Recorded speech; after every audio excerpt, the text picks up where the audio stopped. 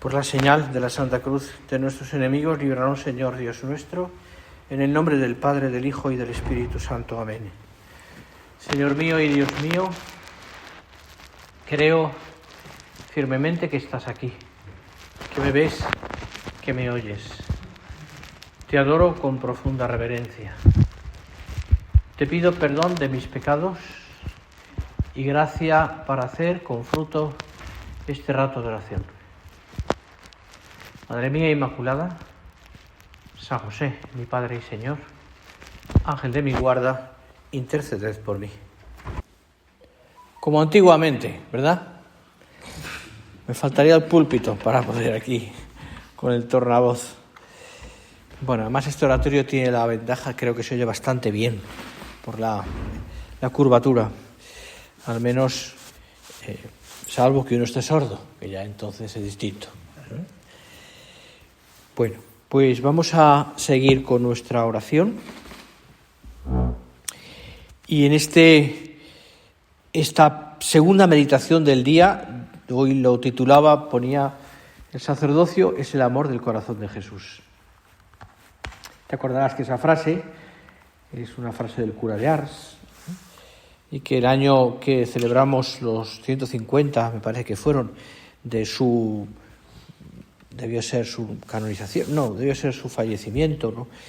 Pues apareció, año sacerdotal fue además, pues apareció en todas partes, ¿no? Y en los lemas y todo. Y bueno, el sacerdocio es el amor del corazón de Jesús.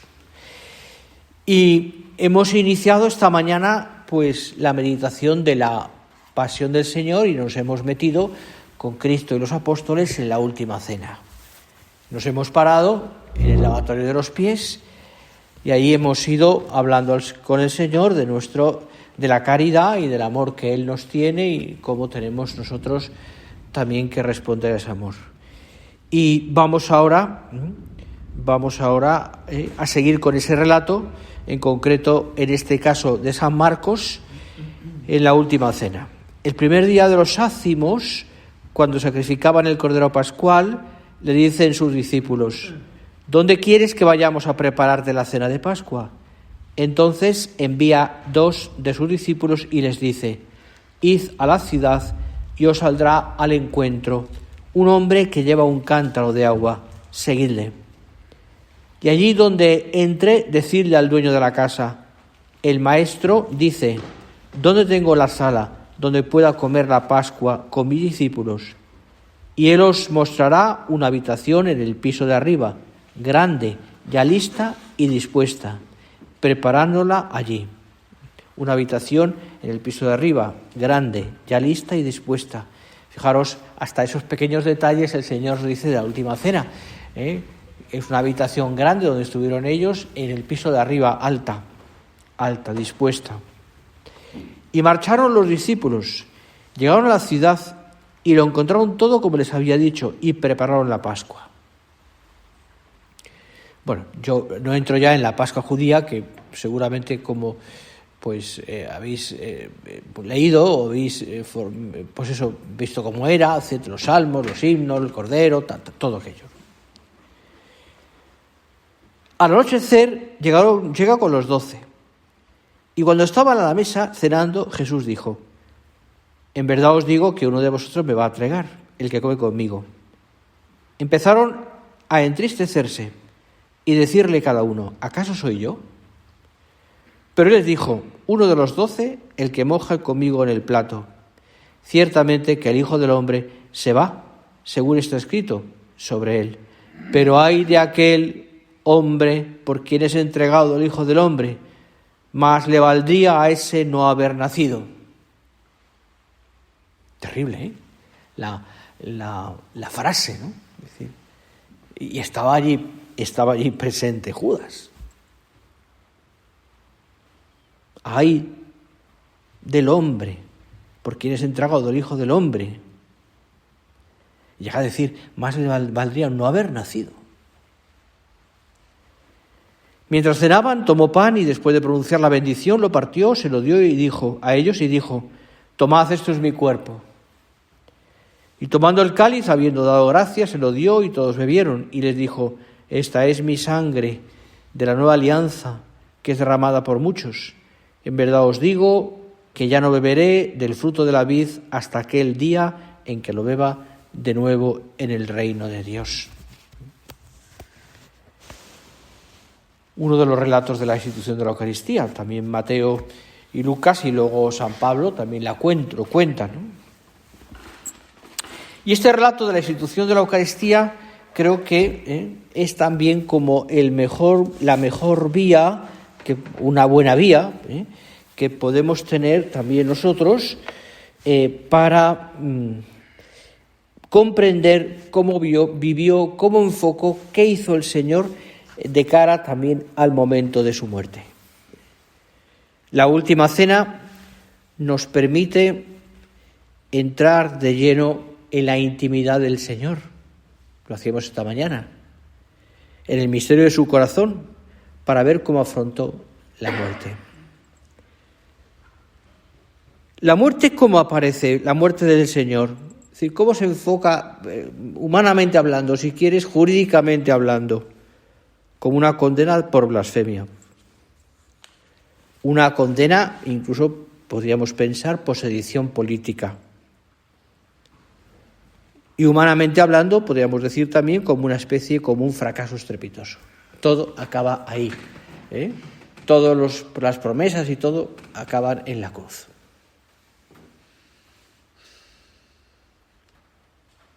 A no ser que demos crédito a lo que se percibe realmente en la última cena. Es decir, la muerte de Cristo es nuestro perdón. Esa muerte que pasa, bueno, para muchos desapercibida, pero sobre todo que es uno más, un condenado más. Para muchos de aquellos hombres era un condenado más. Pues es nuestra salvación.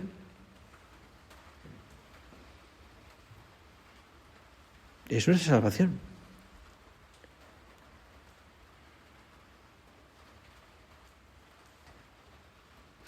San Maximiliano Kolbe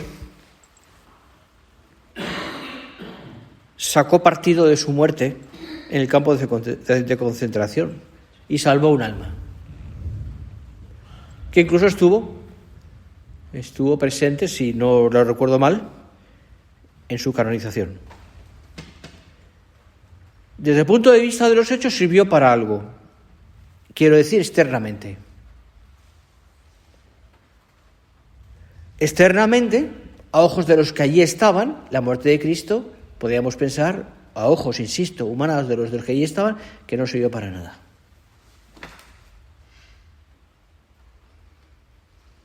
Pero nosotros sabemos que no es así. Que la muerte del Señor es nuestro perdón, es la apertura del cielo, es la redención. Eso no se ve en el Calvario, se ve después. Se ve después.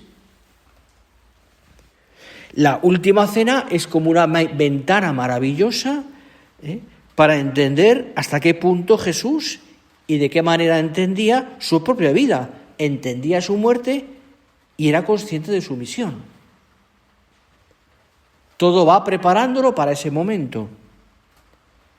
A ojos humanos, aquello que supuso el dolor de los apóstoles, la pérdida del hijo por parte de su madre, aunque ella sabía que vendría la resurrección, y él lo había dicho, pero los apóstoles no se acaban de enterar. Otros huyen, se van a Emaús, porque ya ha acabado todo, los demás vuelven al trabajo. Hay personas que tienen esa esperanza. Bueno, al menos el cariño les lleva a ir al sepulcro a embalsamar, María Magdalena, las otras. Pero iban a embalsamar, a terminar eso que había quedado a medias. No se nota en ellos, supongo que sin la Virgen, pero no se nota en ellos como la esperanza de lo que podía pasar después. Pero para nosotros, claro, evidentemente he visto después, pues que es una ventana que se abre realmente a la salvación. Eso, para un corazón enamorado como el nuestro, que queremos que esté enamorado, es muy importante. ¿Por qué? Porque revela unas dimensiones de la personalidad de Jesucristo que no son secundarias, sino que dan sentido a su vida y dan sentido a su muerte. Y creo que esto puede proyectar una luz muy buena, enorme, sobre nuestro propio ministerio. Porque también nuestro ministerio, desde el punto de vista de los hechos, los que tocamos, constatables, muchas veces podríamos decir que merecen el adjetivo de fracaso o de irrelevantes, profundamente irrelevantes. Hago cosas, estoy en la parroquia, digo misa, insisto, ojos humanos. Puedo ser una persona que está lleno de tareas que me cansan. Evidentemente, ahora entraremos al tema, yo lo miro de otra manera, porque evidentemente tengo fe y evidentemente lo hago por amor al Señor y aquello, pero nos ponemos en la mente de una persona, en los ojos de una persona que no tenga fe y que ve lo que tú haces y que trabajas y una cosa y otra y atiendes, sí, humanamente buenas, incluso pues socialmente maravillosas, pero ya está. Desde luego, no sé, hace años, pero ahora nadie desea al cura por tener una posición social, No sé, años si era una manera de salir, pues perdonadme que lo haga, lo ponga esto en términos tan humanos, ¿no? Pero claro, es aquello que decía San José María, que él no quería ser un sacerdote para hacer carrera. Ahora hacen carrera los canónigos y ni cobran, o sea que ya, pobres canónigos. Perdonad que si hay alguno que lo hay. Pero ya no, es decirte, nadie desea ser sacerdote por la posición social. Ahora no. Nuestra vida, desde el punto de vista de los hechos, pues podríamos decir es irrelevante, al menos humanamente hablando. Pero fijaros, el sacerdote necesita identificarse con el corazón del Señor para descubrir también el alcance verdaderamente enorme de su vida. Verdaderamente enorme de su vida. Y esta es, en la consideración de la Eucaristía, donde al menos el sacerdote, aunque otros vean fracaso o vida irrelevante, nosotros vemos certeza y convicción de que convicción de nuestro Señor de que nuestra vida, la vida de Cristo, nuestra vida es grandiosa, porque mi ministerio es eficaz, porque mi vida no se concreta solo en salvar a una persona, como le pasó a Maximiliano Kolbe, bendito santo, maravilloso santo, sino que nuestra vida, verdaderamente, también la suya, porque era cura, nuestra vida verdaderamente tiene una fecundidad que está unida a la fecundidad de Cristo, y es una fecundidad universal. Tengas tareas importantes o no, estés en primera línea en una parroquia bregándote con todo tipo de personas, o estés jubilado y sin muchas tareas. La fecundidad es de Cristo. La fecundidad es tuya, Señor. ¿Cómo cambia la vida del cura cuando esto lo vive con fe, lo cree? lo cree.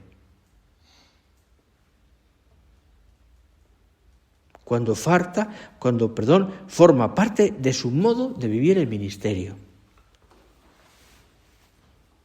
¿Cómo estás viviendo tu ministerio? ¿Con fe? ¿Con la enorme conciencia de su importancia? ¿Con la enorme conciencia de la fecundidad de tu vida? Que no se basa en lo que yo veo, porque sí, muchas cosas, pero ¿qué? Sino en la fe de mi vinculación con el misterio de la Eucaristía.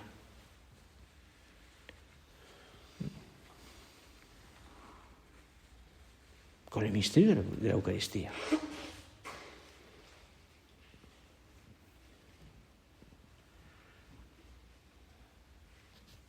Si eso verdaderamente calase en nuestra mente, qué distinta sería nuestra vida.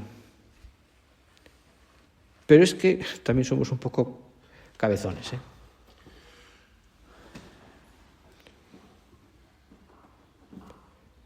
Miramos los encargos, la catequesis, el ministerio, etcétera, y pensamos, no sé si eso es para sentirme realizado.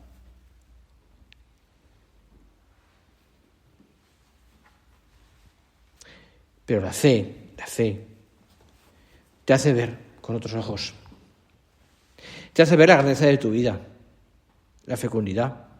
Porque es que todo lo que haces, hasta lo más pequeño, unido a la Eucaristía, tiene un valor redentor. Por eso decía San José María, cuando cogía la patena o le decía a la gente, mañana te pondré en la patena para tus intenciones, esa enfermedad, ese hijo tuyo que está mal, mañana lo pondré en mi patena, porque lo uno al sacrificio redentor.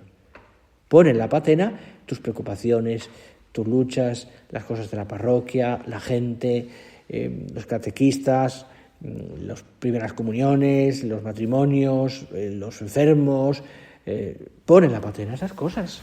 Únelas para hacerlas fecundas.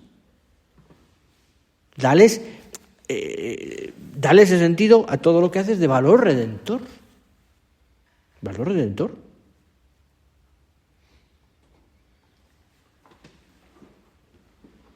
Por eso creo que la consideración de la última cena nos lleva a comprender este misterio de Cristo,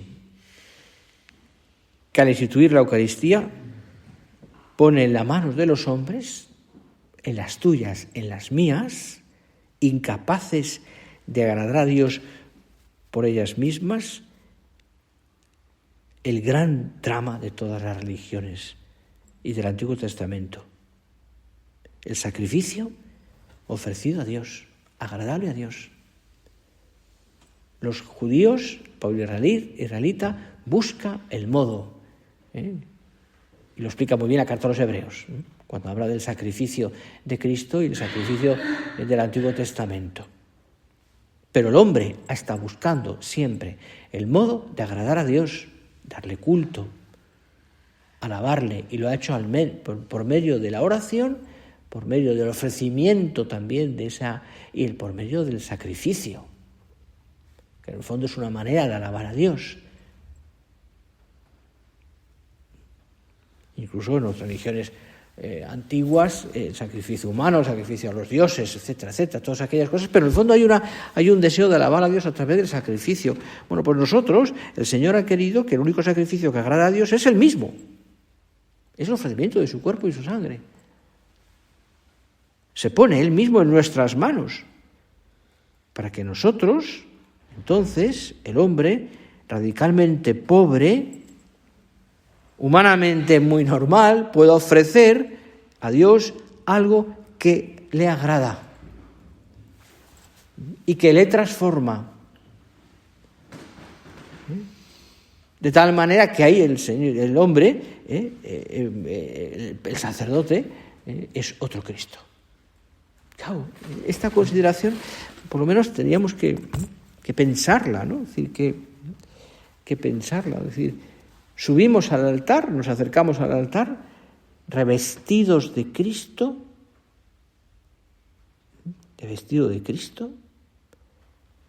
nos vestimos de Cristo, lo diga así, Y somos Cristo. Lo sabemos todos perfectamente, pero cuesta asumirlo, cuesta actualizarlo, pensarlo en ese momento. Que Dios, hermanos míos, por eso tenemos que cuidar tanto la misa, el recogimiento, la preparación, la acción de gracias, cuántas cosas, ¿no?, alrededor de la misa, que en una parroquia pues a veces no son fáciles, no son sencillas. ¿Por qué? Porque la vida es complicada, porque vamos corriendo, porque llegamos justos, porque a lo mejor no hemos tenido tiempo, tenemos 5 parroquias, 3 parroquias, lo que sea, de llegar con detenimiento, pero hay que luchar para que sea así. Hay que pedir a la gente, oye, después de la misa, espérate un ratito para pagarme la misa o de pedirme otras, ¿no? Que al menos dé un poquito de gracias a Dios. La gente lo puede entender, lo debería entender. Igual que, pues eso, la preparación nuestra. Pero, es decir, hemos de actualizar, por eso hay tantas oraciones bonitas que nos ayudan a actualizar esto, de actualizar el deseo de consagrar, el actualizar las oraciones antes de la misa, pues eso nos ayuda a purificar. Esas oraciones que rezamos, que deberíamos rezar o que se nos recomienda cuando uno va poniéndose el amito si lo usas, el alba, el cíngulo, la estola, la casulla, oraciones preciosas, durante años, siglos y siglos los que han rezado los sacerdotes, porque se han preparado de esa manera también, revistiéndose.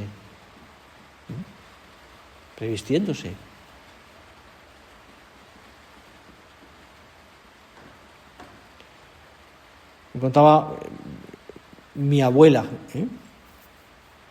yo era muy niño, pero hablando preparándonos para la primera comunión, a mí y a mis hermanos, ¿no? Pues contaba una pequeña cosa que ella había oído, ¿no?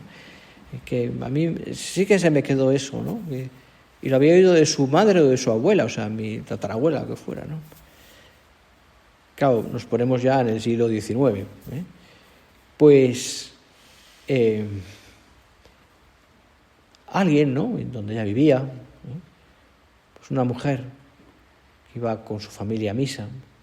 Claro, la misa, como recordáis, pues era de cara a Dios, que era de espaldas al pueblo, etcétera, ¿no? Y uno de sus hijos, ¿no?, cuando veía aquello, pues se quedaba extrañado, ¿no? Porque escuchaba al sacerdote un run run. En la misa a veces había partes que se eran en secreto, otras partes más. Y un momento le preguntó a su madre: mamá, ¿qué dice el sacerdote? ¿De qué habla el sacerdote? Y la madre, sin tener mucha cultura, pero sí teniendo mucha fe, le dijo: hijo mío, está hablando de Dios.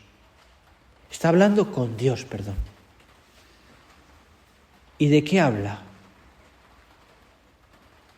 Y la madre le dijo: de ti y de mí. ¿Qué hace el sacerdote? Hablar con Dios, mediador. ¿Y de qué habla? De ti y de mí. Parece que es decir, ¿qué hacemos nosotros? Pone Dios en nuestras manos todo eso. ¿Y de qué hablamos con el Señor? Hablamos con Él, de la gente, hablamos con Él, de nuestro amor.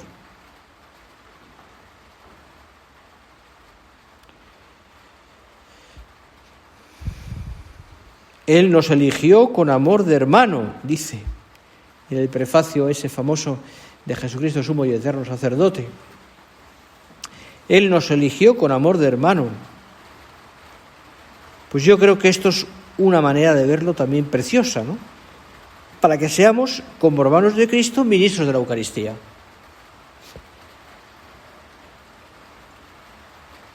La consideración de esto señala dónde encontrar ese amor, para que de verdad ahí, en la Eucaristía, quitemos miedos, traumas, fracasos y pongamos todo ahí.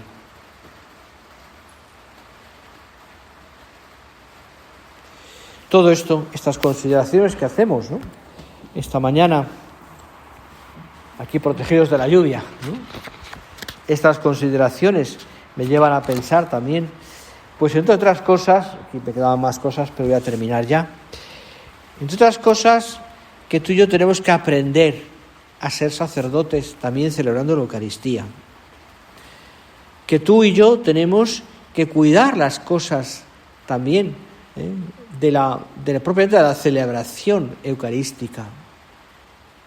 Que tendríamos que tener la pausa y la atención para celebrar cada día, a veces con mucha gente, a veces con poca gente, con serenidad, con paz, y practicar mucho eso que el Papa Benedicto XVI nos ha hablado de vez en cuando, el ars celebrandi,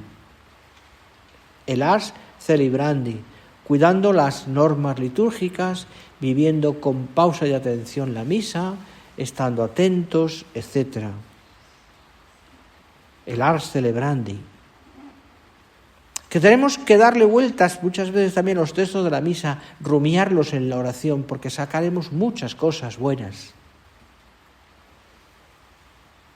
Y queramos o no, tenemos que aprender a través de la misa también a ser cada vez más piadosos, más enamorados del Señor. Contaban que el último Corpus Christi, que San José María vivió en la tierra, debió ser junio del año, o mayo, finales de mayo, junio del 75, se dispuso para celebrar la Eucaristía ese día. Él tenía desde hace años tenía muy mala vista y veía muy poco. Y de hecho le habían preparado unos misales con letras muy grandes para facilitar la lectura. En esos misales, que eran pequeños, estaba la misa completa y había 2 o 3 misas, la misa de la Virgen, la misa de cotidiana de difuntos, y algunas misas también votivas, ¿no?, más fáciles para no tener que estar buscando todo muy seguido, ¿no? Pero cuando llegó al altar para celebrar la misa, le ayudaba el entonces don Javier Echevarría. Antes de subir al altar le preguntó a don Javier: ¿qué misa me has puesto? Le dijo: padre, la de la Virgen. La que tenía en ese misal, ¿no? Aunque tenía permiso para poder celebrar esas misas solo, porque por salud física, ¿no? Y entonces se paró y le dijo: hijo mío, cambia los misales, ponme la de la solemnidad del Corpus Christi. Le iba a costar, porque era más pequeña la letra. Y añadió: ayúdame a ser piadoso, a aprender a ser piadoso. Le quedaban 2 semanas de vida, por lo que fuera. Es que hasta el final tenemos que aprender. Al final tenemos que vivir la misa de esa manera. Es decir,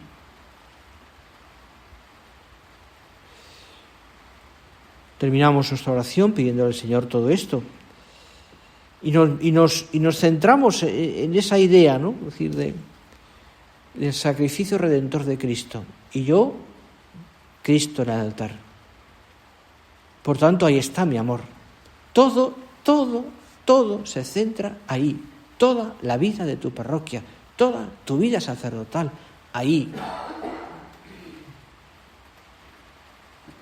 Ahí está todo.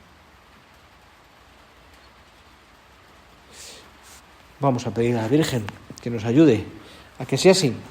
Y sobre todo que tengamos el deseo, como cualquier principiante, ¿no? Cualquier que está empezando, ¿no? Esa ilusión de tus primeras misas, la recordarás, aquellos primeros momentos en los que decías la misa, esa novedad que era todo aquello, ¿no? Pues que no perdamos esa ilusión, esa novedad del comienzo, el amor del principio, ¿no? A través también de la Eucaristía, que es una maravilla. Ponemos a la Virgen como intercesora de todo esto y le pedimos que nos ayude a ser cada día mejores sacerdotes a través de la Eucaristía.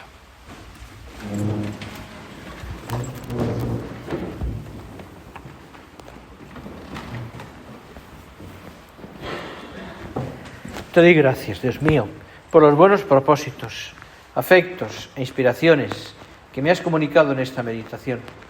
Te pido ayuda para ponerlos por obra. Madre mía Inmaculada, San José, mi Padre y Señor, Ángel de mi guarda, interceded por mí.